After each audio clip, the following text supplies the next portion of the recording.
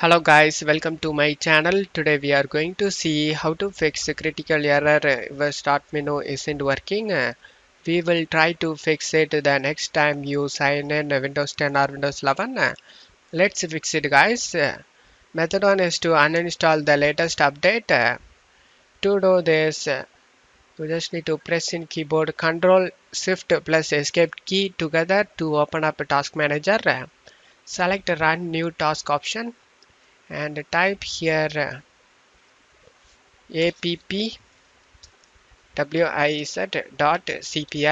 Click on this check mark, create this task with administrative privileges and click on OK. On left side, select view installed updates. In here, you just need to uninstall the latest update guys.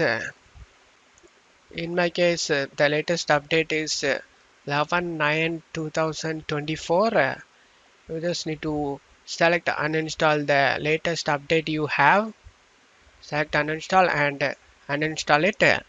After uninstalling it, you just need to restart your PC. After restarting your PC, you can check if the problem solved or not. If not, let's move on to the method 2 guys. Method 2 is to restore the system to the previous state. To do this, press in keyboard Ctrl Shift plus Escape key together to open up Task Manager. Select Run New Task option. Type here System Properties Protection. After typing it, select this checkmark, create this task with administrative privileges and click on OK to open up. Select System Restore option. Select Next. You just need to select the latest restore point you created.